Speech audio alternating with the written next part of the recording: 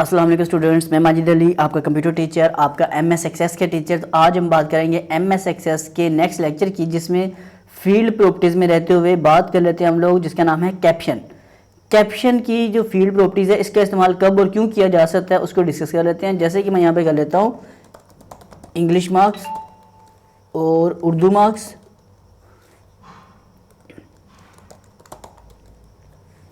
यहाँ पे back and पे देखा जाए तो इंग्लिश मार्क्स, उर्दू मार्क्स, मतलब बड़ी बड़ी हेडिंगें लिखी आ रही हैं। यहाँ जैसे लिखा आता है डेट ऑफ एडमिशन, इसमें डेटा टाइप आपने मतलब कर दिया, जो भी चूज़ करना है वो कर दिया। उसके बाद सिचुएशन अपने पास क्या बन रही है, हम उसको ट्राई करने की कोशिश करते हैं। देखें, इसे क्लोज कर देते हैं, यस किया, ओपन करते हैं डबल क्लिक करके। ऊपर देखें नाम मुझे सेल थोड़े बड़े करने पड़े, क्योंकि नाम मैंने इसमें लिखे बड़े बड़े से। ये बेसिकली काम क्या है, ये वो नाम होते हैं जो डेटा ऑपरेटर्स को हमने शो करने होते हैं, ठीक है। मतलब ये कि इस फील्ड का एक निक नेम आप डिफाइन करना चाहो, जैसे कि इंग्लिश मार्क्स है, मैं इस पर क्लिक करता हूं, कैप्शन में आंसर लिख देता हूं ENG शॉर्ट में।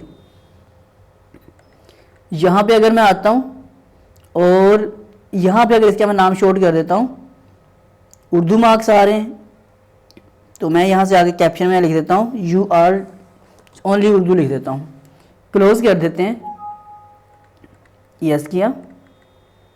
यहाँ देखिए English, Urdu, date of admission, मतलब ये इसका ऑपोजिट भी होता है। बेसिकली ऑपोजिट होने का मतलब कि जब हम टेबल बना रहे होते हैं, इसमें क्या होता है, इसमें सिर्फ लिखा जाता है ENG उर्दू, और इसमें लिखा होता है DOB डेट ऑफ बर्थ हो सकता है, डेट ऑफ एडमिशन हो सकता है। अब ये इस तरह डेटा हमने एंटर किया, ये टेबल में इस तरह एंटर होता है, स्पेस वगैरह दिए वगैरह इस तरह हम एंटर करते हैं। अब आप चाहते हो कि यहाँ पर प्रॉपर जिसने डेटा एंटर करना है उसको प्रॉपर रिकॉर्ड मिले, तो आप दोनों तरह से सेट कर सकते हो।